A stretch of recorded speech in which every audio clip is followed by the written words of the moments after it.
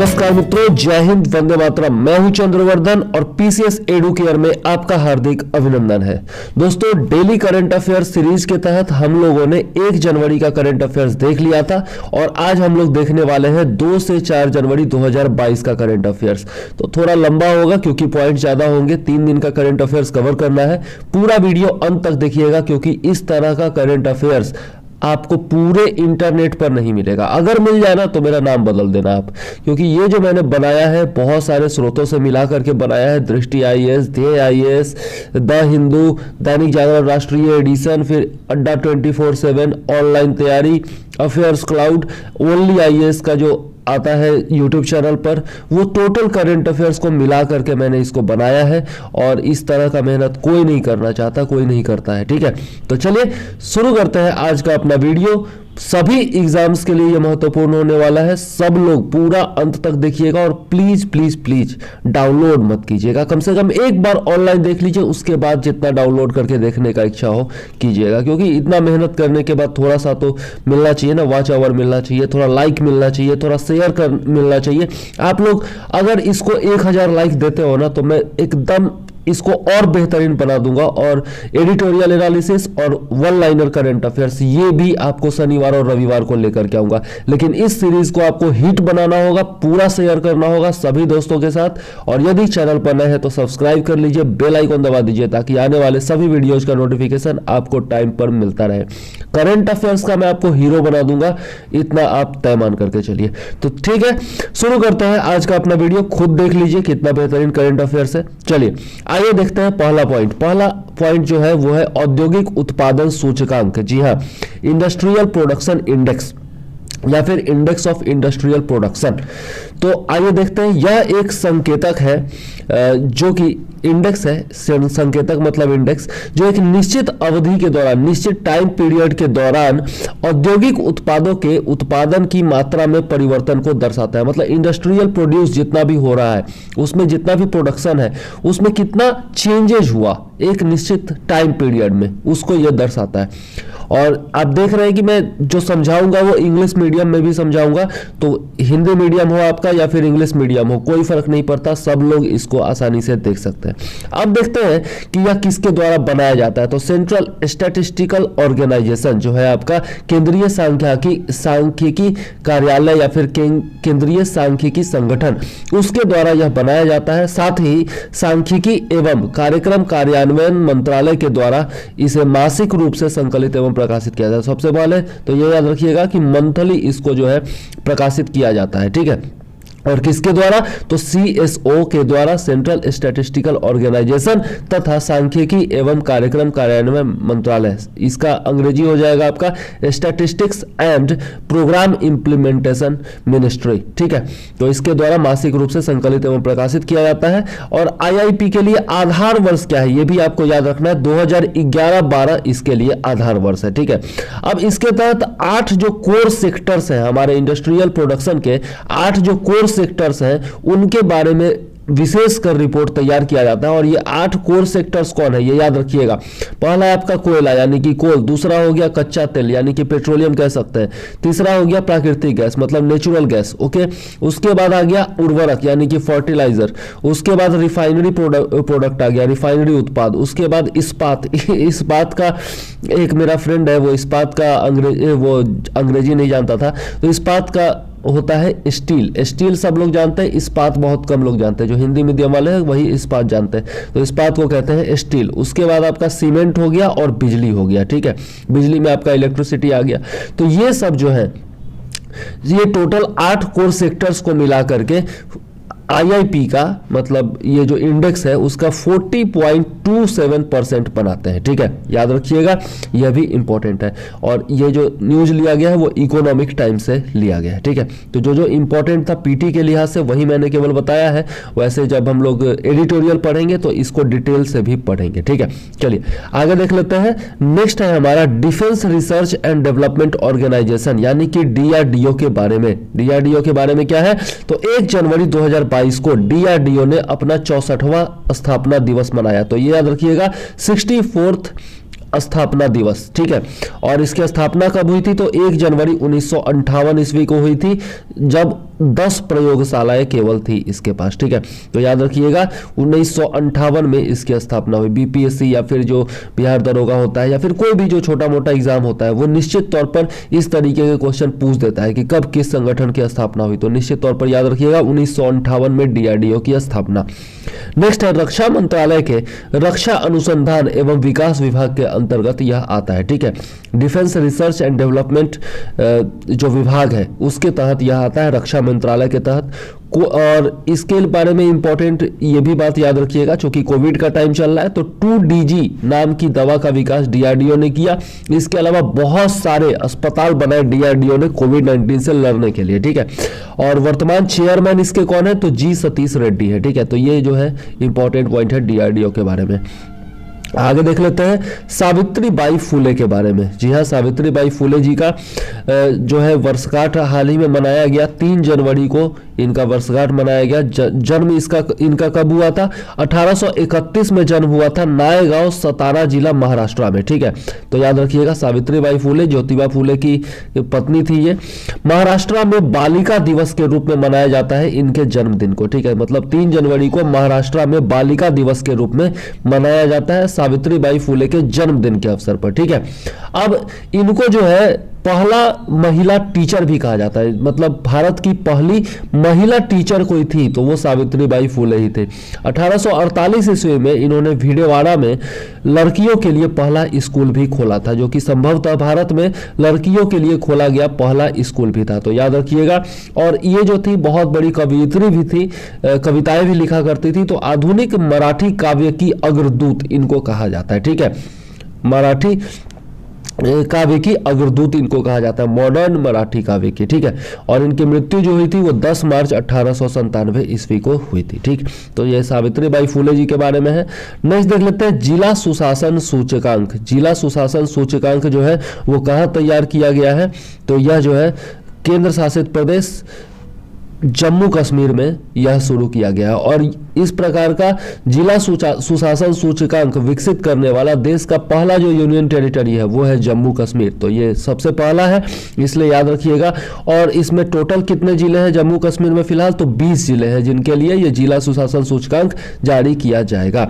अब प्रधानमंत्री का जो कार्यालय है पीएमओ जो है उसके तहत प्रशासनिक सुधार एवं जन शिकायत विभाग है, ठीक है। इसको कह सकते हैं governance reform and public grievances विभाग है, ठीक है, अंग्रेजी में इसको यदि बोले तो। उसके साथ मिलकर के जम्मू कश्मीर प्रशासन जो है, जम्मू कश्मीर गवर्नेंस जो है वो जो है पीएमओ के तहत प्रशासनिक सुधार एवं जन शिकायत विभाग के साथ मिलकर के इस सूचकांक पर कार्य कर रहा है।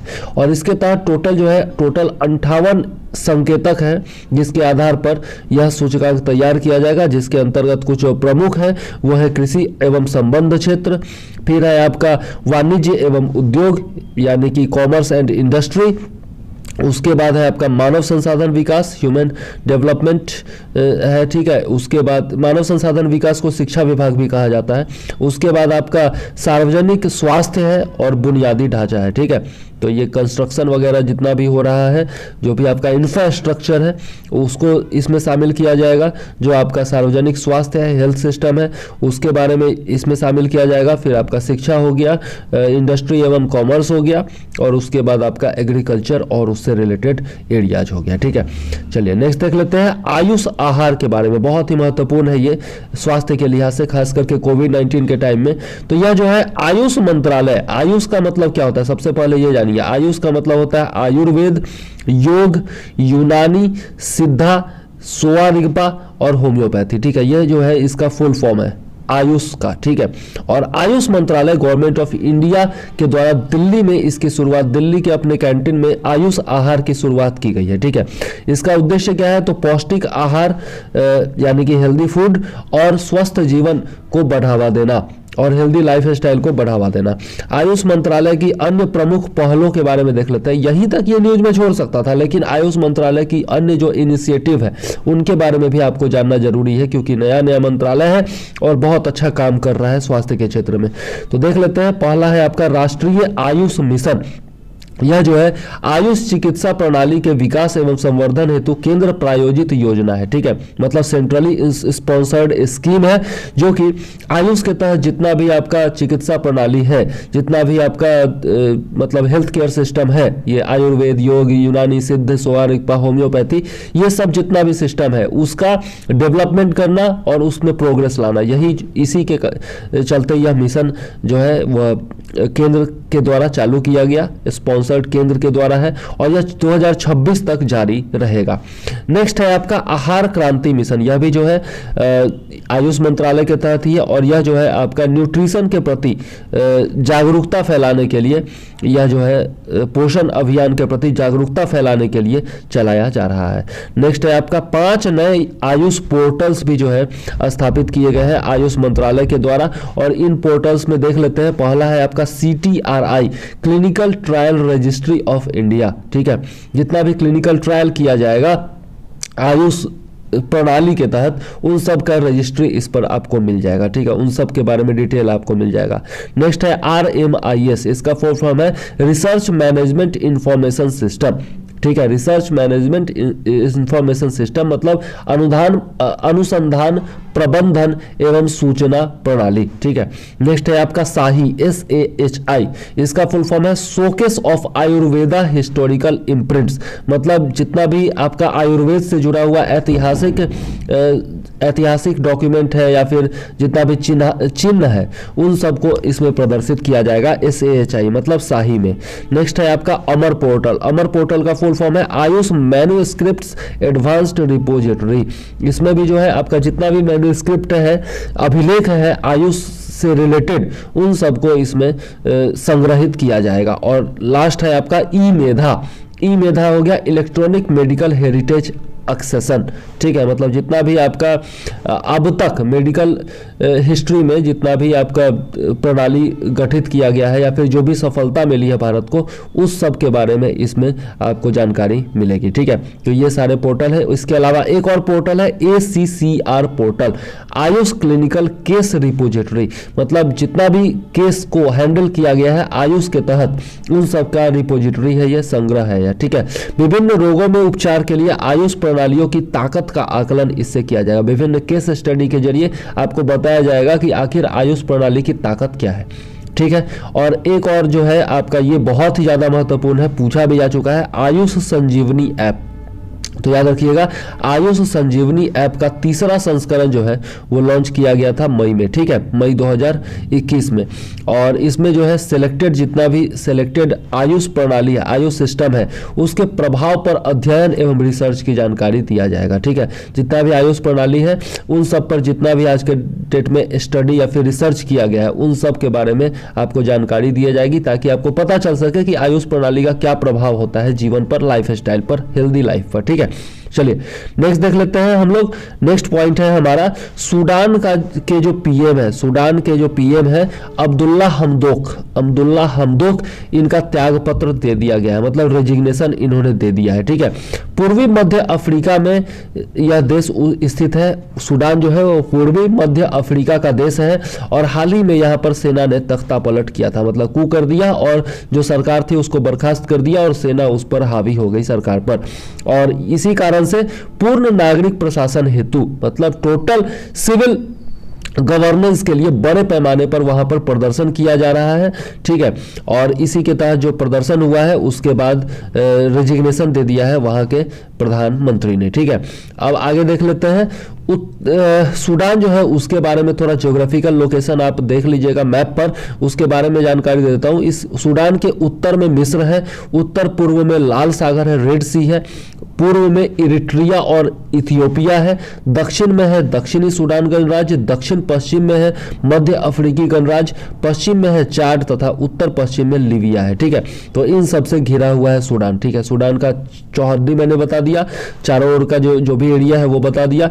अब देखते हैं कि इथियोपियन हाईलैंड से निकलने वाली ब्लू नील नदी तथा मध्य अफ्रीकी झीलों से निकलने वाली व्हाइट नील नदी दोनों मिलकर के सूडान की राजधानी राजधानी खार्तुम, सूडान की राजधानी कहाँ है? खार्तुम है, याद रखिएगा। तो सूडान की राजधानी खार्तुम में नील नदी का निर्माण करती है। बहुत ही ज्यादा इंपॉर्टेंट, नील नदी बहुत ज्यादा इंपॉर्टेंट है। अब नील नदी जो है यहाँ से उत्तर की ओर मिस्र से होते हुए भूमध्य सागर तक प्रवाहित होती है। तो आपसे क्वेश्चन पूछा जाएगा कि नील नदी के कहाँ गिरती है, कहाँ पर मुहाना बनाती है? तो भूमध्य सागर में बनाती है, ठीक है, भूमध्य सागर में जाकर के गिरती है। और उत्पन्न कहाँ से होती है?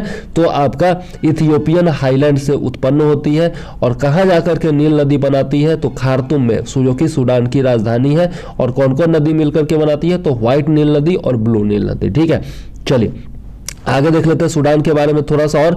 तो सूडान का जो प्रमुख प्राकृतिक संसाधन है, जो नेचुरल रिसोर्स है, वो है पेट्रोलियम, ठीक है। और यहाँ पर क्रोमियम और क्रोमियम अयस्क, तांबा, लोहा यानी कि लौह अयस्क जो आपका होता है, उसके बाद अवरक हो गया, चांदी हो गया, सोना हो गया, टंगस्टन हो गया और जस्ता, इन सब का विशाल भंडार पाया जाता है।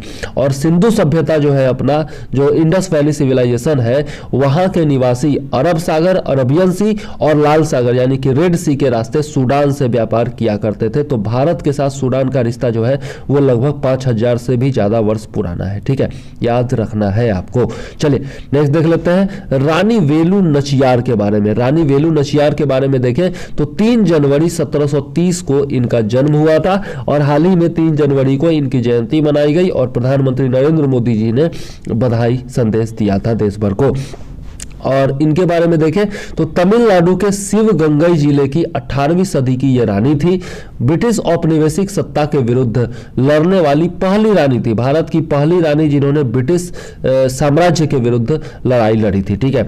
1772 ईस्वी में ब्रिटिश सेना तथा औरकॉट के नवाब ने शिवगंगई पर एक साथ आक्रमण कर दिया था। इनका जो राज्य था उस पर आक्रमण कर दिया, जिससे लड़ते हुए इनके पति जो थे मुथु वदुगनाथ पेरिया जो कि इनके पति थे, उनकी मृत्यु हो गई थी, वो शहीद हो गए थे।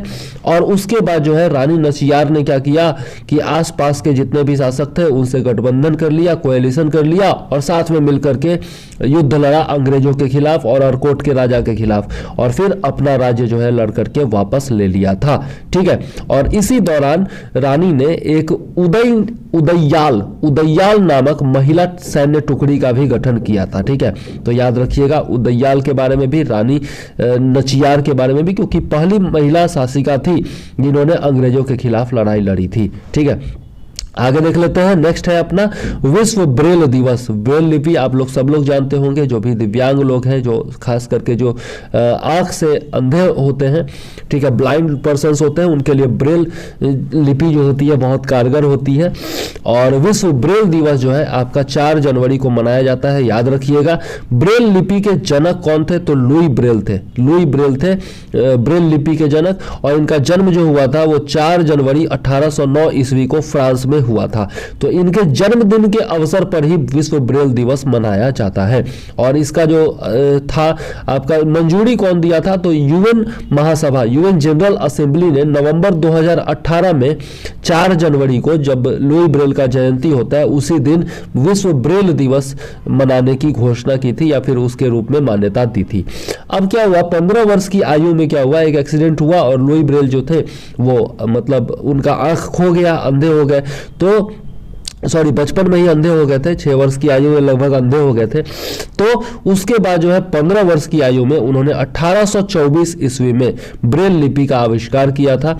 और अब जो है एक और इसमें न्यूज आप याद रखिएगा कि मोदी सरकार ने क्या किया है कि पूरे भारतवर्ष के लिए एक ही सांकेतिक भाषा का इस्तेमाल करना शुरू किया है, जो कि बहुत ही ज़्यादा इंपॉर्टेंट है, ठीक है। जो भी हियरिंग इम्पेयर्ड है उनके लिए बहुत ही ज़्यादा इंपॉर्टेंट हो जाता है, उनको समझना बड़ा मुश्किल हो जाता है। और इसलिए आप देखते होंगे कि हियरिंग इम्पेयर्ड जितने भी लोग हैं उनके लिए, बाधिरों के लिए समाचार आता है, आज तक पर देखेंगे या फिर जी न्यूज पर देखेंगे तो उनके लिए बाधिरों के लिए समाचार आता है। और उसमें एक महिला को देखते होंगे आप कि संकेतों की भाषा में समझाती है, हाथ वगैरह से इशारा करके समझाती है न्यूज को, है ना।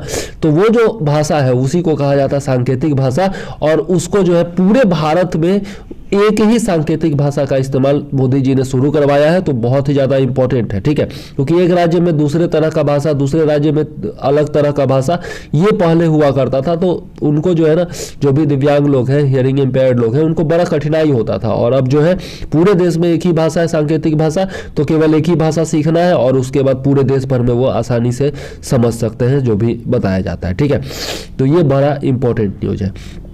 आगे देख लेते हैं संत कुरियाकोस के बारे में। संत कुरियाकोस इलियास चावरा, संत कुरियाकोस इलियास चावरा, इनका नाम जो है थोड़ा सा याद रखना कठिन है, लेकिन याद रखिएगा 3 जनवरी को इनकी 15वीं पुण्यतिथि मनाई गई, ठीक है। 3 जनवरी को इनकी 15वीं पुण्यतिथि मनाई गई। जन्म जो हुआ था इनका वो 10 फरवरी 1805 ईस्वी को हुआ था। कहाँ पर? तो त्रावणकोर राज्य के अलिप्पी जिला में, केरल के त्रावणकोर राज्य के अलिप्पी जिला में इनका जन्म हुआ था 10 फरवरी 1805 ईस्वी को। और मृत्यु कब हुई? 3 जनवरी को ही, तो पुण्यतिथि इनकी 15वीं मनाई गई है हाल ही में। केरल में 19वीं शताब्दी के आध्यात्मिक मतलब स्पिरिचुअल, शैक्षणिक यानी कि एडुकेशनल, सामाजिक यानी कि सोशल एवं सांस्कृतिक यानी कि कल्चरल सुधार, ठीक है। तो ये सारे सुधार किए इन्होंने, और साथ में बच्चों के लिए स्कूल खोला, और शायद मध्याह्न भोजन की जो शुरुआत है वो इन्होंने ही सबसे पहले पूरे भारत भर में की थी, ठीक है। तो मध्याह्न भोजन की शुरुआत करने वाले पहले व्यक्ति जो थे वो थे संत कुरियाकोस इलियास चावरा, ठीक है। और इसलिए इनको याद रखा जाना चाहिए। 23 नवंबर 2014 ईस्वी को इलियास चावरा जी को पोप फ्रांसिस ने रोम में आधिकारिक तौर पर संत घोषित किया था, ठीक है। तो ये आधिकारिक तौर पर पोप फ्रांसिस के द्वारा संत घोषित किए गए थे 23 नवंबर 2014 को, ये भी याद रखना है। अब नेक्स्ट है आपका केरल में 2 पादप प्रजातियों की खोज की गई है, ठीक है। ये 2 प्लांट स्पीसीज की खोज की गई है। कहाँ की गई है? तो तिरुवनंतपुरम तथा वायनाड जिला में। वायनाड जहाँ से राहुल गांधी चुनाव लड़े थे तो जीते भी थे, और वायनाड जिला और तिरुवनंतपुरम जिला में जो फैला हुआ है आपका पश्चिमी घाट का क्षेत्र, उसमें इन दोनों प्रजातियों की खोज की गई है। पहले का नाम है आपका फिम्बिस ट्राइलिस सुनीली। फिम्बिस ट्राइलिस सुनीली पहले का नाम है, और सुनीली आपको लगता होगा कि भारतीय नाम है, तो जी हाँ बिल्कुल सही नाम है। प्रसिद्ध पादप वर्ग की विज्ञानी जो आपके फेमस प्लांट क्लासिफिकेशन साइंटिस्ट हैं सीएन सुनील, उनका नाम है सीएन सुनील, उन्हीं के नाम पर इसका नाम जो है सुनीली रखा गया, फिम्बिस ट्राइलिस सुनीली। और यह जो है आपका पोनमुडी पहाड़ी, तिरुवनंतपुरम के पोनमुडी पहाड़ी में मिला है, ठीक है। और पोनमुडी पहाड़ी कहाँ पर है, इसका लोकेशन थोड़ा सा आप देख लीजिएगा मैप पर तो अच्छा रहेगा। IUCN रेड लिस्ट में इसको जो है डाटा डेफिशिएंट श्रेणी में रखा गया, मतलब इसके बारे में डाटा उतना ज़्यादा आंकड़ा जो है वो उपलब्ध नहीं है, ठीक है। और दूसरा जो है आपका वो है नोनोटिस प्रभुई इसका नाम है, ठीक है। और यह वायनाड के चेम्बरा पीक घास के मैदानों में खोजा गया है, ठीक है। और यह जो है रुबियासी परिवार से संबंधित है, ठीक है। यह भी याद रखिएगा, रुबियासी परिवार से संबंधित है नोनोटिस प्रभुई। अब यह जो है उच्च तुंगता वाले घास के मैदानों में उगता है, यहाँ पर ज़्यादा घास होता है, ठीक है, वहाँ पर यह उगता है। और IUCN रेड लिस्ट में इसको भी डाटा डेफिशिएंट श्रेणी में रखा गया है। सफिशिएंट का उल्टा होता है डेफिशिएंट, ठीक है। चलिए आगे देख लेते हैं। नेक्स्ट है हमारा 11वां पॉइंट क्या है, नेशनल एयर स्पोर्ट्स पॉलिसी। ये बहुत ही ज़्यादा इंपॉर्टेंट है, बहुत ज़्यादा इंपॉर्टेंट है, याद रखिएगा। राष्ट्रीय हवाई खेल नीति यह जो है नया लाया जा रहा है भारत में। 2 टियर गवर्नेंस स्ट्रक्चर जो है इसका महत्वपूर्ण आपका फैसला है। 2 टियर गवर्नेंस स्ट्रक्चर मतलब 2 तरह का इसमें प्रशासनिक इकाई होगा।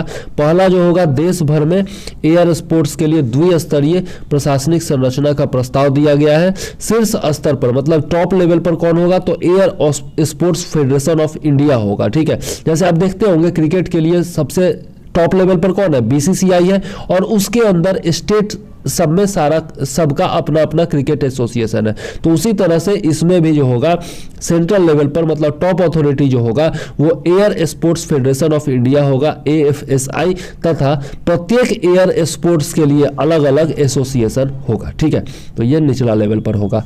अब देख लेते हैं आपका AFSI के बारे में, तो सिविल एविएशन मिनिस्ट्री के तहत यह आएगा, ये याद रखिएगा, यह स्पोर्ट्स मिनिस्ट्री के तहत नहीं, सिविल एविएशन मिनिस्ट्री के तहत आएगा। और यह जो होगा ऑटोनोमस निकाय होगा, जैसे आपका BCCI ऑटोनोमस है उसी तरह से यह भी ऑटोनोमस होगा। और यह जो है फेडरेशन एरोनॉटिक इंटरनेशनल है, फेडरेशन एरोनॉटिक इंटरनेशनल तथा हवाई खेलों से संबंधित अन्य वैश्विक मंचों पर भारत का प्रतिनिधित्व करेगा, भारत को रिप्रेजेंट करेगा फेडरेशन एरोनॉटिक इंटरनेशनल में। और जितने भी अन्य हवाई खेलों से संबंधित, एरो स्पोर्ट से संबंधित जितने भी विश्व भर के संस्थान हैं उन सब में भारत का रिप्रेजेंटेशन यही करेगा, AFSI, ठीक है। और आप FAI का मुख्यालय जो है, फेडरेशन एरोनॉटिक इंटरनेशनल का जो मुख्यालय है वो है स्विट्जरलैंड के लॉजेन में, ये भी याद रखिएगा, इंपॉर्टेंट है, ठीक है। और इसमें जो एयर स्पोर्ट्स शामिल किए गए हैं वो कौन कौन है वो भी देख लीजिए। तो शामिल एयर स्पोर्ट्स में आपका एरोबैटिक्स है, एरो मॉडलिंग है, और शौकिया तौर पर मतलब हॉबी के तौर पर जो निर्माण किया जाता है, जितना भी आपका एक्सपेरिमेंटल एयरक्राफ्ट होता है वो हो गया, या फिर हॉबी के तौर पर जो एयरक्राफ्ट निर्माण करके लोग चलाते हैं वो हो गया। फिर आपका बलूनिंग हो गया, ड्रोन्स हो गया, ग्लाइडिंग हो गया, हैंग ग्लाइडिंग हो गया, पैराग्लाइडिंग हो गया, माइक्रो लाइटिंग हो गया, पैरा मोटरिंग हो गया, स्काई डाइविंग और विंटेज एयरक्राफ्ट, ठीक है। तो ये सब स्पोर्ट जो है इसमें शामिल किए गए हैं, और भी होंगे लेकिन ये जो है मेन है, ठीक है। अब देख लेते हैं, इसके लिए भारतीय हवाई क्षेत्र का विभाजन किया गया है, ठीक है। लाल, पीला और हरा क्षेत्र में इसको विभाजित कर दिया गया है। जितना भी भारतीय हवाई क्षेत्र है जिसमें हवाई जहाज उड़ते हैं या एयरक्राफ्ट उड़ते हैं उनको 3 भाग में बांट दिया गया, लाल, पीला और हरा, ठीक है। और यह किसके द्वारा किया गया, तो नागरिक उड्डयन महानिदेशालय DGCA के द्वारा, director general of civil aviation के द्वारा किया गया। DGCA ही हम जैसे लोगों को जो आपका एयरक्राफ्ट मेंटेनेंस इंजीनियरिंग करते हैं उनको भी लाइसेंस कौन देती है, DGCA ही देती है। तो मेरे पास DGCA का 2 लाइसेंस ऑलरेडी है, ठीक है। चलिए थोड़ा सा जानकारी मैंने दे दिया अपने बारे में। अब रेड जोन में यदि हवाई खेलों का संचालन किया जाएगा तो उसके लिए केंद्र सरकार से अनुमति लेना जरूरी होगा, ठीक है। और इसके लिए जो है ये एयर स्पोर्ट्स के लिए कंट्रोल जोन बनाया जा रहा है पूरे भारत भर में। और ये कंट्रोल जोन जो है फिलहाल बनाया जाएगा बीर बिलिंग हिमाचल प्रदेश में, गंगटोक सिक्किम में, हरपसर महाराष्ट्र में और वागामोन केरल में, ठीक है। तो ये 4 जो है कंट्रोल जोन इसके लिए बनाए जाएंगे। ये सब जो है आपका इंपॉर्टेंट है किसके लिए, PT के लिहाज से, ठीक है। तो याद जरूर रखिएगा। आगे हम लोग डिटेल में इसके बारे में पढ़ेंगे अगर कोई आर्टिकल आता है तो एडिटोरियल में, ठीक है। अब है रायथू बंधु योजना। हालांकि ये योजना बहुत पुरानी है लेकिन बहुत प्रसिद्ध योजना है, क्योंकि इसकी तुलना बार बार जो है PM किसान सम्मान निधि से की जाती है। और बहुत ही प्रसिद्ध योजना है किसकी, तेलंगाना सरकार की, ठीक है। और यह पहले पूछा भी जा चुका है, तो याद रखिएगा तेलंगाना सरकार की योजना है रायथू बंधु योजना। और हाल ही में जो है इसके लाभार्थियों की संख्या बहुत ज्यादा हो गई है, और लगभग 50,000 करोड़ या कितना था याद नहीं है मुझे, उतना तक ये इसका लाभ मतलब लाभ पहुंचने वाला है। तो इस कारण से यह आज के डेट में फेमस है और इसी कारण से मैंने इसको न्यूज में शामिल किया है, ठीक है। तो तेलंगाना सरकारों के द्वारा किसानों के लिए संचालित यह एक डायरेक्ट बेनिफिट ट्रांसफर स्कीम है, ठीक है। सीधे मतलब कि बेनिफिट जितना भी लाभ है वो सीधे अकाउंट में ट्रांसफर किया जाता है किसानों के। और यह जो है फार्मर्स इन्वेस्टमेंट सपोर्ट स्कीम है, फार्मर्स के लिए, किसानों के लिए उनके निवेश को सहारा देने वाला, सपोर्ट करने वाला यह स्कीम है। इसीलिए इसको FISS कहा जाता है, फार्मर्स इन्वेस्टमेंट सपोर्ट स्कीम, ठीक है। 2018 में यह शुरू किया गया था। मैंने बोला कि यह पुराना योजना है, 2018 में शुरू किया गया था। और यह क्या करता है, 1 वर्ष में 2 फसलों का उत्पादन यदि किसान कर रहे हैं तो उसमें निवेश के लिए सहायता करता है, ठीक है। इन्वेस्टमेंट जो भी होता है किसान का उसमें सहायता करता है। और इसके तहत जो है साल में 2 बार रबी तथा खरीफ का 2 बार उगाया जाता है फसल, ठीक है। और उन दोनों पर आपका 4-4 हजार रुपया दिया जाता है, प्रति एकड़ 4-4 हजार रुपया। मतलब 1 एकड़ आपके पास जमीन है तो 4 हजार रुपया दिया जाएगा एक बार, और दूसरी बार फिर से 4 हजार दिया जाएगा। मतलब टोटल जो है आपका 8 हजार रुपया साल भर में दिया जाएगा अगर आप 2 फसल उगाते हैं तो, ठीक है। और इसकी तुलना PM किसान सम्मान निधि से की जाती है, जिसके तहत साल में 6 हजार रुपये दिए जाते हैं 3 किस्तों में। मतलब 2-2 हजार करके 3 बार साल भर में पैसा दिया जाता है देश भर के सारे किसानों को, ठीक है। चलिए अब आगे देख लेते हैं मालाबार नौसेना युद्धाभ्यास के बारे में। इसके बारे में हम लोग वैसे जो मिलिट्री एक्सरसाइज वाला हम लोगों ने बनाया था साल भर का 2021 का, उसमें हम लोगों ने देखा है। लेकिन फिर से इसके बारे में थोड़ा सा जान लीजिए कि ये आखिर है क्या। तो यह जो है सबसे जटिल नेवल एक्सरसाइज है जो कि इंडिया किसी दूसरे कंट्री के साथ करता है। तो भारत किसी अन्य देश के साथ जो नेवल एक्सरसाइजेस करता है, नौसेना के अभ्यास करता है, उसमें सबसे कॉम्प्लेक्स जो कोई एक्सरसाइज है तो यही है, ठीक है। और इसकी शुरुआत जो है 1992 में की गई थी। भारत और अमेरिका ही केवल तब तक शामिल होता था, ठीक है, 1992 से। 2015 में इसमें जापान को भी शामिल कर लिया गया। अभी तक जो है 25 संस्करण टोटल आयोजित किए गए हैं और इसका अंतिम संस्करण, जैसा मैंने पहले बताया, कि अगस्त और अक्टूबर 2021 में 2 चरणों में आयोजित किया गया था, ठीक है। तो मालाबार एक्सरसाइज के बारे में हम लोगों ने जाना।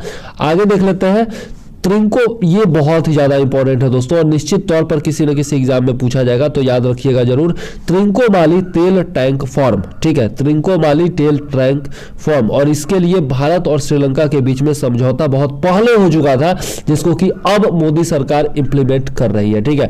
तो इसमें क्या किया गया है, तो लेटेस्ट डेवलपमेंट क्या है, इंडियन ऑयल की सहायक company Lanka IOC, Indian oil corporation, Lanka Indian oil corporation को 49% हिस्सेदारी दी गई है त्रिंकोमाली तेल टैंक फार्म में, ठीक है। और शेष जो 51% हिस्सेदारी होगी वो सीलोन पेट्रोलियम कॉर्पोरेशन के पास होगी। श्रीलंका को ही पहले इतिहास में सीलोन के नाम से जाना जाता था। तो सीलोन पेट्रोलियम कॉर्पोरेशन के पास 51%, 51% और लंका आईओसी के पास 49% हिस्सेदारी होगी और दोनों मिलकर के ये त्रिंकोमाली तेल टैंक फार्म का निर्माण करेंगे, ठीक है।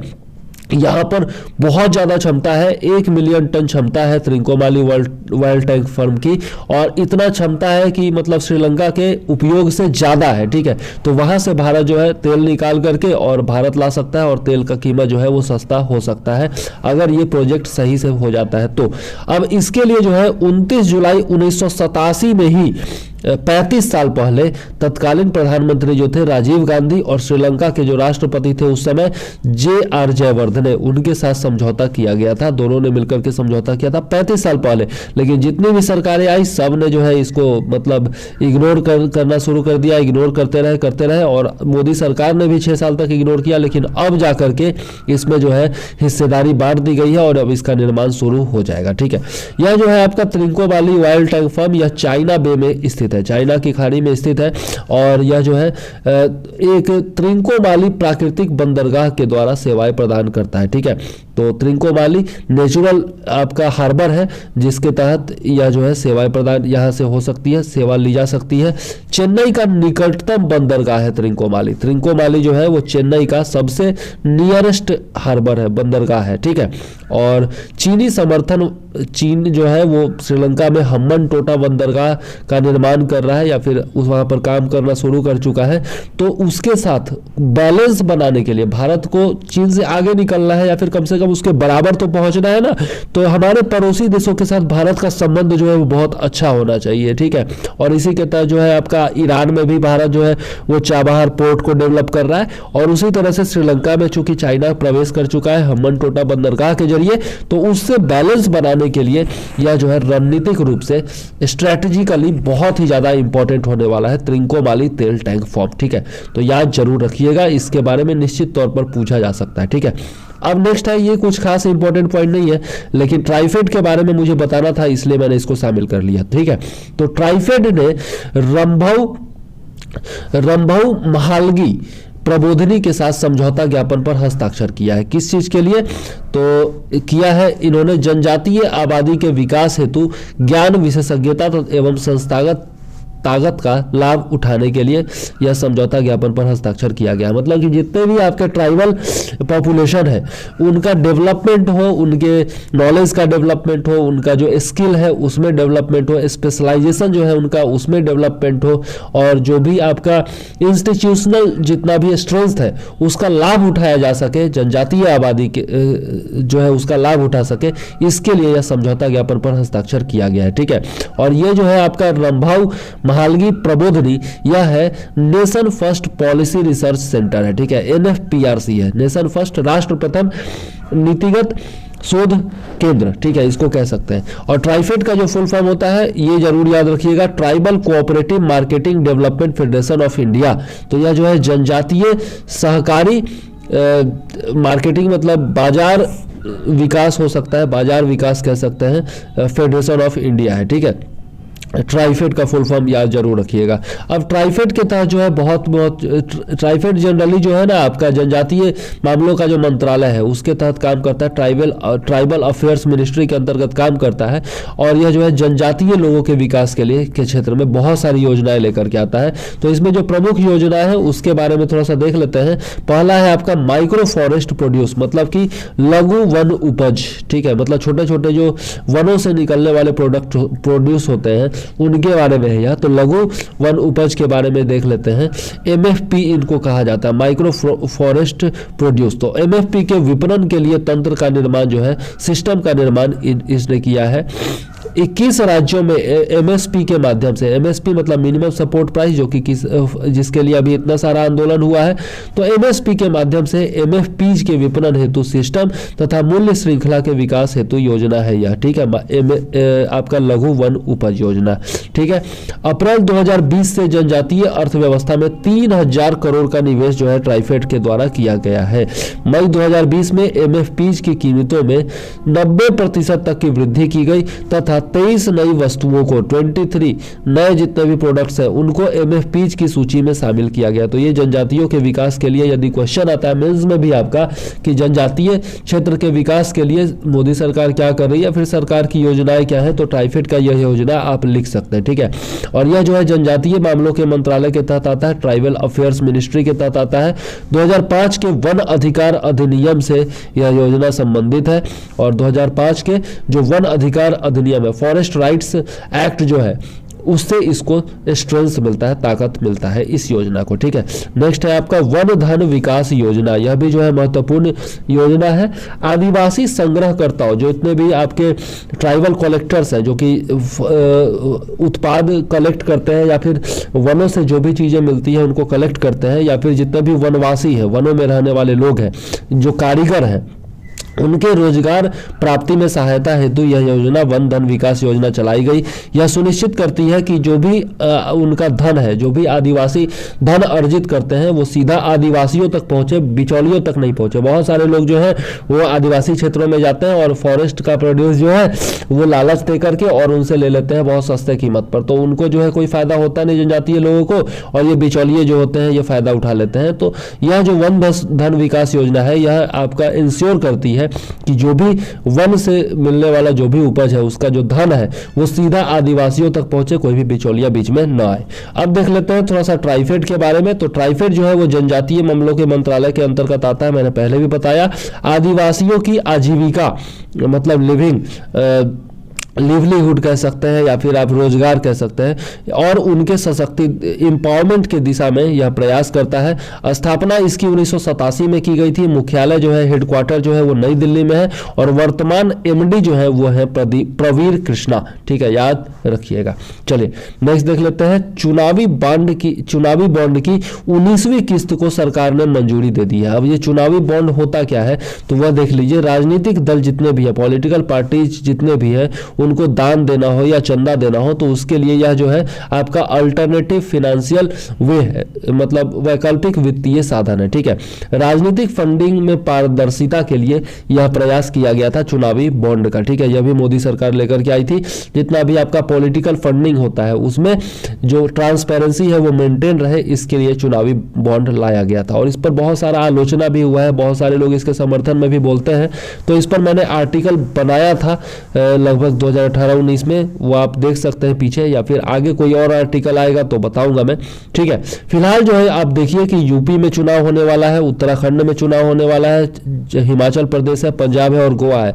5 राज्यों में इसी साल चुनाव होने हैं। शुरुआत में ही आपका मार्च अप्रैल में चुनाव होगा, तो उसी के लिए जो है ये चुनावी बॉन्ड को मंजूरी दी गई है, क्योंकि चुनावों में बहुत बड़ी संख्या में पैसे, बहुत मात्रा में पैसों की जरूरत होती है, और उसके लिए जो है दान देते हैं बहुत सारे लोग। और बिक्री के लिए जो है ये चुनावी बॉन्ड की बिक्री के लिए एसबीआई की 29 शाखाओं को अधिकृत किया गया है। याद रखिएगा किसको अधिकृत किया गया है, कौन ऑफिशियली इसको बेच सकता है।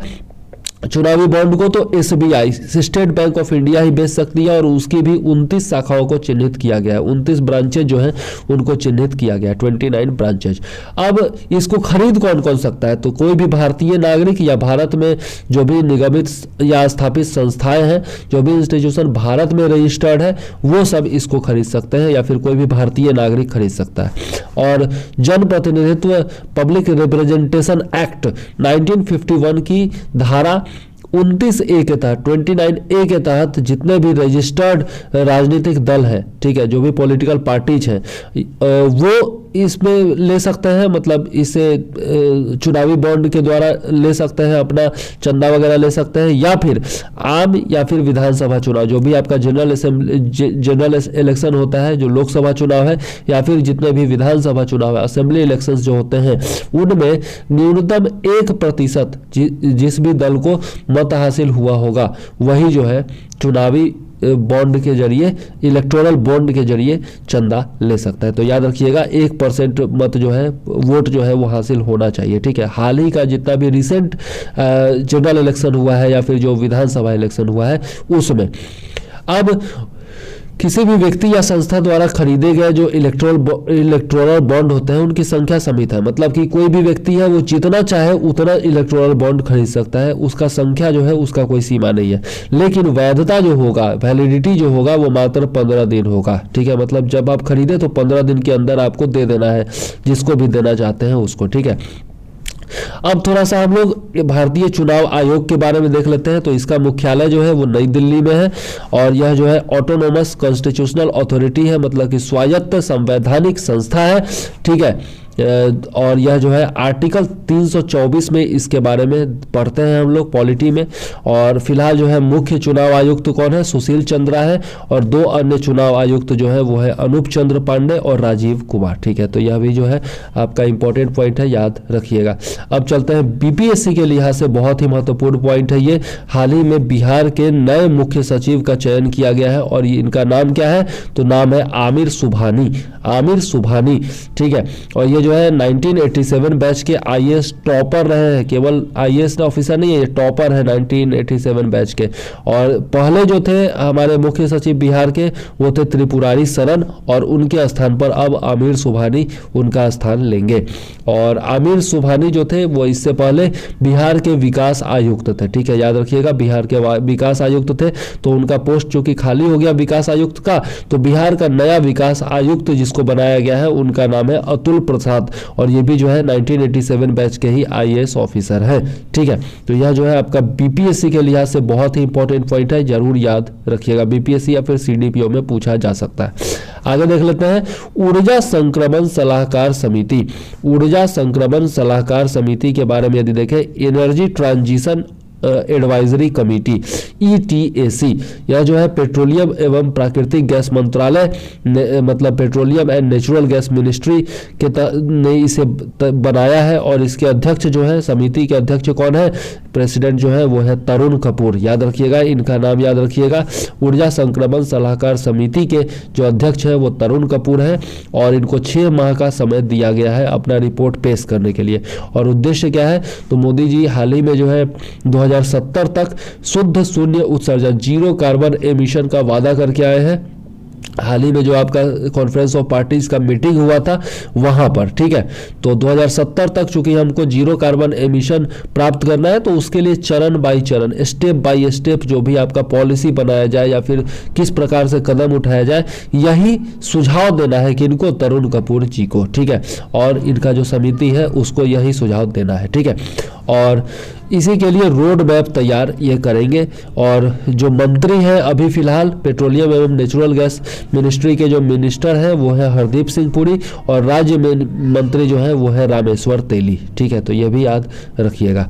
आगे देख लेते हैं market data advisory committee, market data advisory committee का पुनर्गठन किया गया है। किसके द्वारा? सेबी के द्वारा। ठीक है, याद रखिएगा, सेबी के द्वारा मार्केट डाटा एडवाइजरी कमेटी का पुनर्गठन किया गया। मतलब पहले से ही यह कमेटी थी, उसको दोबारा जो है वो गठित किया गया है और उसका अध्यक्ष वगैरह जो है वो बदले गए हैं। ठीक है, सेबी का फुल फॉर्म होता है security exchange board of India. और जितना भी आपका देखते हैं आप, जितना भी शेयर मार्केट वगैरह होता है वो सब पर कंट्रोल कौन करता है? सेबी ही करता है। ठीक है, अब ये जो कमेटी बनाई गई है इसके अध्यक्ष कौन है? तो एस साहू, इनका नाम है एस साहू। और पिछली समिति जो थी, जैसा मैंने बताया कि पुनर्गठन किया गया है, तो पिछली जो समिति थी उसके अध्यक्ष थे माधवीपुरी बुच। ठीक है, माधवीपुरी बुच। और नया जो समिति है उसमें 20 सदस्य टोटल शामिल है, जिसके अध्यक्ष कौन है? एस साहू। अब थोड़ा सा सेबी के बारे में यदि देख ले तो सेबी के वर्तमान अध्यक्ष जो है वो है अजय त्यागी। ठीक है, स्थापना जो इसकी हुई वो 1992 में हुई और मुख्यालय जो है इसका वो है मुंबई महाराष्ट्र में। ठीक है, याद रखिएगा, अजय त्यागी 1992 और मुख्यालय मुंबई महाराष्ट्र। सेबी के बारे में, security exchange board of India. अब आगे देख लेते हैं, अब आगे देख लेते हैं इंडिया सेमीकंडक्टर मिशन के बारे में। बहुत ही ज़्यादा इंपॉर्टेंट है, इसके बारे में डिटेल्ड आर्टिकल भी हम लोग पढ़ने वाले हैं, लेकिन थोड़ा सा इसके बारे में जान लेते हैं।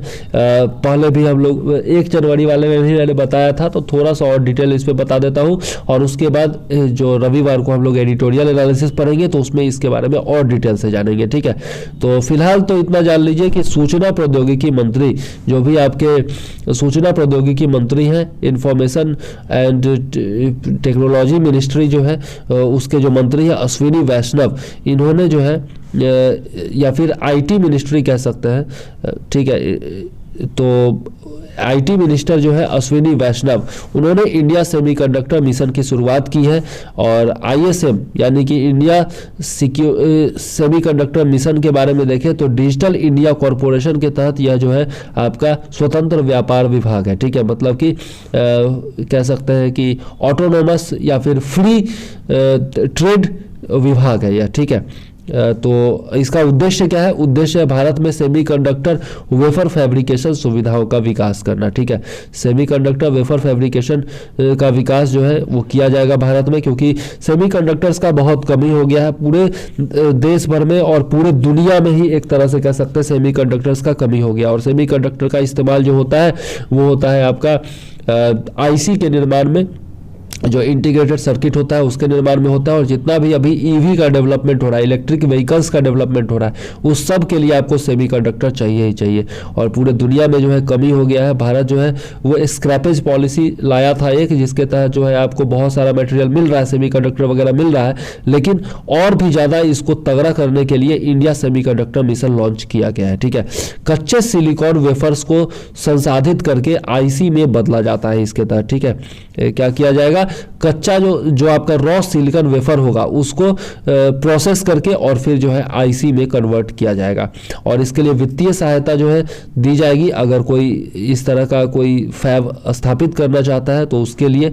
और डिस्प्ले फैब के लिए जो है परियोजना का लागत जितना भी होगा उसका 50% जो है वो सरकार देगी वित्तीय सहायता, और 12,000 करोड़ रुपए की सीमा तक इसमें वित्तीय सहायता दी जाएगी। और यदि सेमीकंडक्टर और डिस्प्ले फैब दोनों लगाना चाहते हैं तो 6 साल के लिए फिनेंशियल हेल्प जो है वो सरकार देगी। ठीक है, तो यह है आपका थोड़ा सा मैंने बताया आपको इंडिया सेमीकंडक्टर मिशन के बारे में, जो भी पीटी के लिए इंपॉर्टेंट पॉइंट था वो सब मैंने बताया आपको। ठीक है, अब चलते हैं देख लेते हैं रक्षा मंत्री राजनाथ सिंह के द्वारा 27 बॉर्डर इंफ्रास्ट्रक्चर प्रोजेक्ट्स की घोषणा की गई है। अब ये जो जितने भी बॉर्डर इंफ्रास्ट्रक्चर प्रोजेक्ट्स होते हैं वो बीआरओ के द्वारा निर्मित किए जाते हैं। ठीक है, बीआरओ के द्वारा यानी कि बॉर्डर रोड ऑर्गेनाइजेशन के द्वारा इनका इम्प्लीमेंटेशन किया जाता है और इनका मैनेजमेंट भी किया जाता है। अब इसी के तहत जो आपका बहुत सारा है, 27 है टोटल मैंने बताया, लेकिन जो सबसे महत्वपूर्ण है उसमें वो है चिसुम डेमचोक सड़क। ठीक है, याद रखिएगा चिसुम डेमचोक सड़क, यह जो है दक्षिणी लद्दाख में उमलिंग ला दर्रे पर बनाया गया है 19,000 फीट से भी अधिक ऊंचाई पर। ठीक है, और यह जो है आपका डबल लेन मॉड्यूलर ब्रिज है। इंपॉर्टेंट है, याद रखिएगा। सबसे पहला तो ये याद रखिएगा कि चिसुम डेमचोक सड़क कहाँ है, तो दक्षिणी लद्दाख में। उमलिंग ला दर्रा कहाँ है, तो वो भी है दक्षिणी लद्दाख में। ऊंचाई कितनी है इस सड़क की, तो 19,000 फीट से अधिक। और ये है क्या, तो डबल लेन मॉड्यूलर ब्रिज है। इससे पहले एक और बता देता हूं कि 11,000 फीट की ऊंचाई पर सिक्किम के डोकला में डोकला फ्लैग हिल पर दुनिया का सबसे ऊंचा मोटर वाहन योग्य सड़क का निर्माण किया गया था, जो कि एक वर्ल्ड रिकॉर्ड है। ठीक है, तो ये याद रखिएगा, दुनिया का सबसे ऊंचा जहां पर हम लोग मोटर वाहन चला सकते हैं, मतलब कि जो भी आपके कार है, ट्रक है, ये सब जो चला सकते हैं, उस तरह का जो सड़क है वो आपका सिक्किम के डोकला फ्लैग हिल में बनाया गया 11,000 फीट की ऊंचाई पर, भारत में ही, जो कि एक वर्ल्ड रिकॉर्ड है। ठीक है, तो याद रखिएगा। 75 स्थानों पर बीआरओ कैफे के निर्माण की भी घोषणा की गई। ठीक है, बॉर्डर रोड ऑर्गेनाइजेशन कैफे का निर्माण भी किया जाएगा 75 स्थानों पर। ठीक है, और इसके माध्यम से क्या किया जाएगा, तो सीमावर्ती क्षेत्रों में घुसपैठ जो होता है, बॉर्डर एरियाज में जो घुसपैठ होता है, ट्रेस पासिंग होता है, या फिर जो झड़प होता है, इलीगल ट्रेड जो होता है, तस्करी जो होता है, ये सब चुनौतियों का सामना करने के लिए सरकार क्या कर रही है, तो व्यापक एकीकृत सीमा प्रबंधन प्रणाली शुरू की है हाल ही में। ये भी याद रखिएगा, इंपॉर्टेंट है। व्यापक एकीकृत सीमा प्रबंधन प्रणाली, इंटीग्रेटेड आपका बॉर्डर मैनेजमेंट सिस्टम, इसको कहा जा सकता है integrated border management system, CIBMS की शुरुआत की है। किसके लिए, तो सीमावर्ती क्षेत्रों में घुसपैठ, झड़प, अवैध व्यापार, तस्करी इत्यादि के जैसे चुनौतियों का सामना करने के लिए। तो ये जो है आपका रक्षा मंत्रालय की कुछ बहुत महत्वपूर्ण पहले हैं जिनके बारे में मैंने आपको बताया। अब आगे देख लेते हैं सोमालिया के PM, सोमालिया के प्रधानमंत्री जो मोहम्मद हुसैन रोबल है, इनको निलंबित कर दिया गया है। ठीक है, बर्खास्त कर दिया गया है। तो इनके बारे में देख लेते हैं। सोमालिया का जो राष्ट्रपति है अब्दुल्लाही मोहम्मद, जिनको फरमाजो के नाम से भी जाना जाता है, फरमाजो के नाम से प्रसिद्ध है, तो अब्दुल्लाही मोहम्मद फरमाजो ने भ्रष्टाचार के आरोप में प्रधानमंत्री मोहम्मद हुसैन रोबल को निलंबित कर दिया है, और साथ में नेवल कमांडर को भी निलंबित किया गया है। ठीक है, अब देख लेते हैं सोमालिया की जो राजधानी है वो है मोगादिशु, और मुद्रा जो है वो है सोमाली सीलिंग। ठीक है, तो ये दोनों भी याद रखिएगा। ठीक, आगे देख लेते हैं विजय हजारे ट्रॉफी के बारे में। तो विजय हजारे ट्रॉफी जो है वो हिमाचल प्रदेश की टीम जीत चुकी है। 2021-22 का संस्करण 20वें सीजन के ये जो 20वां सीजन था उसके फाइनल में तमिलनाडु को हिमाचल प्रदेश ने हरा दिया है। और यह जो टूर्नामेंट है आपका विजय हजारे ट्रॉफी वह 2002-03 से आयोजित हो रहा है, और यह जो है आपका एनुअल T20 क्रिकेट टूर्नामेंट है। ठीक है, इसको जो है रणजी का वनडे ट्रॉफी के नाम से भी जाना जाता है। ठीक है, लिस्ट ए टूर्नामेंट है, यह ए लिस्टेड टूर्नामेंट है, और रणजी का वनडे ट्रॉफी इसको कहा जाता है। ठीक है, तो याद रखिएगा विजय हजारे एक बहुत ही प्रसिद्ध क्रिकेटर थे हमारे पुराने, उन्हीं के नाम पर इस ट्रॉफी का नाम रखा गया है। ठीक है, आगे देख लेते हैं। नेक्स्ट है रूस ने फ्रिगेट और सबमरीन से नई हाइपरसोनिक सिरकॉन या फिर जिरकॉन कहा जाता है मिसाइल का परीक्षण किया है। ठीक है, तो इसके बारे में जो है जिरकॉन मिसाइल के बारे में आपका बिहार दरोगा में भी पूछा गया था, तो उस समय जो है वो उसका जमीन से परीक्षण किया गया था, और अब जो है जिरकॉन मिसाइल का आपका परीक्षण किया गया है सबमरीन से और फ्रिगेट से। ठीक है, मतलब पानी से परीक्षण किया गया है, एक तरह से कह सकते हैं। तो जिरकॉन मिसाइल जो है वो ध्वनि की गति से 9 गुना तेज चाल से उड़ान भरने में सक्षम है, मतलब इसकी जो गति है वो है 9 मैक। ठीक है, मैक नंबर बोला जाता है, जो ध्वनि का चाल होता है उसके बराबर चाल को कहा जाता है मैक। ठीक है, मतलब कि मैक नंबर जो होता है वो होता है आपका किसी भी वस्तु की चाल, और बटा में कर देते हैं, बाई में उसको भाग देते हैं ध्वनि के चाल से, मतलब स्पीड ऑफ साउंड से। ठीक है, तो उसको कहा जाता है 1 मैक नंबर।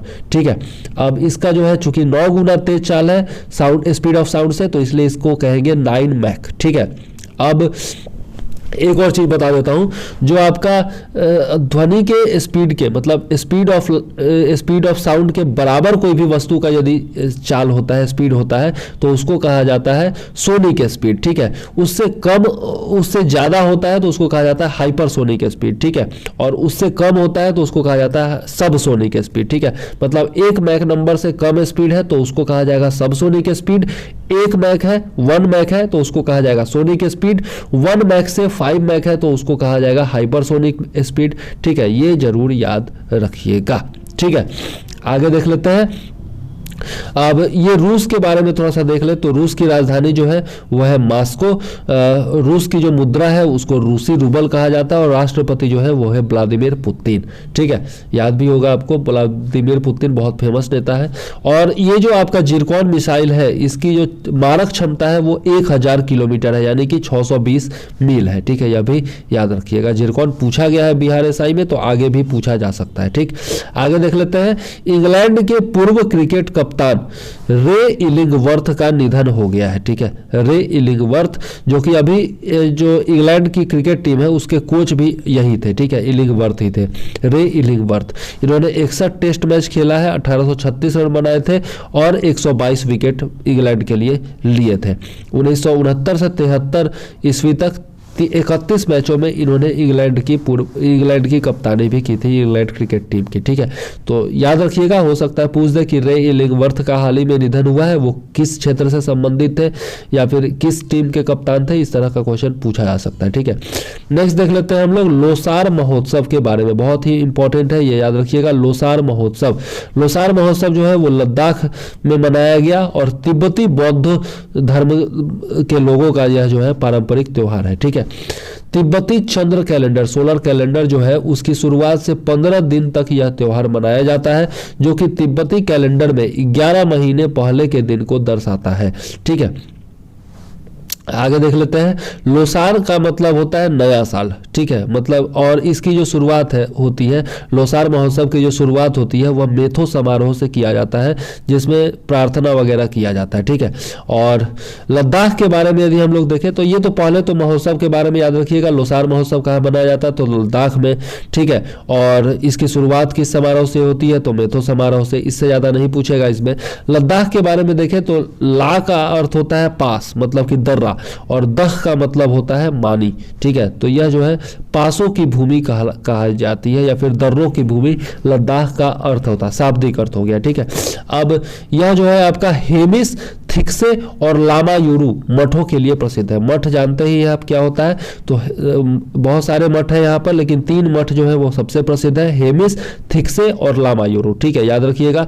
यहाँ पर राष्ट्रीय उद्यान जो है उसका भी नाम है हेमिस राष्ट्रीय उद्यान, और नदियां जो है यहाँ पर महत्वपूर्ण है वो है जास्कर नदी, सिंधु नदी और सियोक नदी। ठीक है, तो याद रखिएगा जास्कर जो है आपका हिमालय का पर्वत श्रेणी भी है और यहाँ पर नदी भी है। जास्कर नदी, सिंधु नदी और सियोक नदी जो है वो लद्दाख में प्रसिद्ध है। ठीक, आगे देख लेते हैं one nation one grid one frequency के बारे में। One nation one grid one frequency, ये भी मोदी सरकार की बहुत ही महत्वपूर्ण ये आपका पहल थी। ठीक है, जिसका 1 साल कंप्लीट हुआ है। One nation one grid one frequency. ठीक है, इसका पहला वर्षगांठ जो है वो मनाया जा रहा है। Power grid corporation of India limited के द्वारा 31 दिसंबर को इसका पहला वर्षगांठ जो है वो मनाया गया।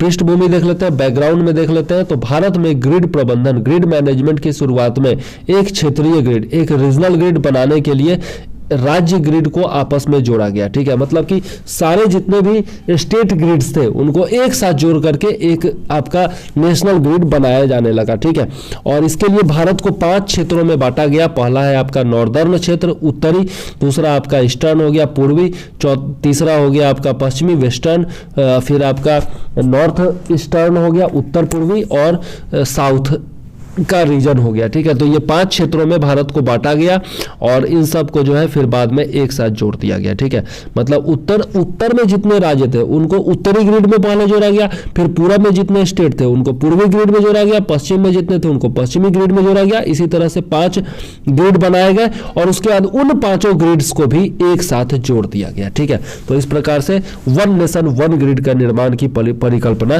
की गई। ठीक है, अब राज्यों के द्वारा जो संचालित होता है वो power system operation corporation limited. ठीक है, इसको पोसोको कहा जाता है, power system operation corporation limited. ठीक है, और इसमें जो है आपका नेशनल लोड डिस्पैच सेंटर, यह जो है आपका मेन है, नेशनल लोड डिस्पैच सेंटर, यह जो है आपका राष्ट्रीय स्तर पर है, और उसके बाद आपका रीजनल लोड डिस्पैच सेंटर है, और उसके बाद है आपका स्टेट लोड डिस्पैच सेंटर, ठीक है। तो जैसा मैंने बताया स्टेट लोड डिस्पैच सेंटर जो है वो आपका टोटल हर एक स्टेट में है, और उसके बाद सारे जो स्टेट है उनको 5 भागों में बांट दिया गया, और उन 5 क्षेत्रों में जो है आपका रीजनल लोड डिस्पैच सेंटर बनाया गया, और फिर जो है उन 5 रीजनल लोड डिस्पैच सेंटर्स को एक साथ कनेक्ट करके नेशनल लोड डिस्पैच सेंटर बनाया गया, ठीक है। और यह जो है टोटल जो संचालित करती है वो कौन करती है, तो power system operation corporation limited, ठीक है। और इसके माध्यम से बिजली का लोड का प्रबंधन किया जाता है power system operation corporation limited के द्वारा, ठीक है। और भारत में टोटल यदि हम देखें तो 33 जो है वो SLDC है। 33 इसलिए क्योंकि 28 राज्य हो गया और बाकी केंद्र शासित प्रदेश हो गया, तो टोटल SLDC हो गया। उसके बाद 5, जैसा मैंने बताया 5 क्षेत्रों में बांटा गया, तो 5 RLDC हो गया, और एक जो है आपका नेशनल लेवल पर NLDC हो गया, ठीक है। और इसकी जो शुरुआत की गई थी one grid one nation one grid की जो शुरुआत की गई थी वह रायचूर सोलापुर ट्रांसमिशन लाइन जो कि आपका 765 kV का है, उसको चालू करके दक्षिणी क्षेत्र को सेंट्रल ग्रिड से जोड़ा गया, और इसके साथ ही शुरुआत की गई one nation one grid one frequency की, ठीक है। याद जरूर रखिएगा। और इसके बारे में थोड़ा सा और हम लोग जान लेते हैं कि ग्रिड फ्रीक्वेंसी, इसके लिए जैसे वन फ्रीक्वेंसी मैंने बोला, तो फ्रीक्वेंसी आखिर कितना निश्चित किया गया है, तो 49.90 से लेकर के और 50.05 हर्ट्ज के बैंड के अंदर का फ्रीक्वेंसी जो है इसके लिए निश्चित किया गया पूरे भारत भर के लिए। और यदि हम देखें तो महत्वपूर्ण पॉइंट देख लेते हैं, भारत के 5 जो RLDCs है रीजनल लोड डिस्पैच सेंटर्स, इन पर चीनी हैकर ग्रुप ने, जिसका नाम था रेड एको नाम के चीनी हैकर ग्रुप ने 2020 में बार बार साइबर हमला किया था। तो याद रखिएगा किस चीनी हैकर ग्रुप ने हमला किया, तो रेड एको ग्रुप ने हमला किया, ठीक है। और अब देख लेते हैं power grid corporation India limited जो है आपका PGCIL के बारे में। तो यह जो है आपका महारत्न कंपनी है, केंद्रीय सार्वजनिक क्षेत्र का यह जो है उद्यम है, ठीक है। आगे देख लेते हैं, जैसे सार्वजनिक क्षेत्र का उद्यम क्या होता है, जो कि आपका PSU जिसको कहते हैं, पब्लिक सेक्टर यूनिट जिसको कहा जाता है, वो है यह महारत्न कंपनी है, ठीक है। कमेंट में जरूर बताइएगा महारत्न कंपनी किसको कहा जाता है, उसके लिए क्या क्राइटेरिया होता है, यदि आप जानते हैं तो निश्चित तौर पर कमेंट में बताइएगा, ठीक है। और ये जो है आपका इंडिया का biggest electric power transmission utility है, ठीक है। PGCIL जो है वो भारत का सबसे बड़ा इलेक्ट्रिक पावर ट्रांसमिशन यूटिलिटी है, ये भी याद रखिएगा। इसके अध्यक्ष और MD कौन है, तो के श्रीकांत है, ठीक है। के श्रीकांत इसके अध्यक्ष और MD है, और मुख्यालय है इसका गुरुग्राम हरियाणा में, ठीक। तो ये है आपका PGCIL के बारे में हम लोगों ने देखा।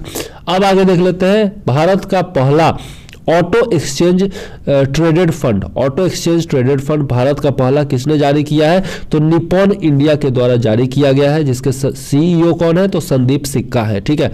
और इसमें जो है न्यूनतम निवेश, ये आपका एक तरह से कह सकते हैं कि आपका जो ये है आपका क्या बोलते हैं उसको, शेयर मार्केट है, उसमें जो है पहला ऑटो एक्सचेंज ट्रेडेड फंड लाया गया है, ठीक है। शेयर मार्केट में इसको जारी किया गया है, और इसमें न्यूनतम निवेश राशि जो है 1000 रुपया, मतलब कम से कम 1000 रुपया आपको इसमें निवेश करना है 1 रुपया के मल्टीप्लिकेशन में, ठीक है।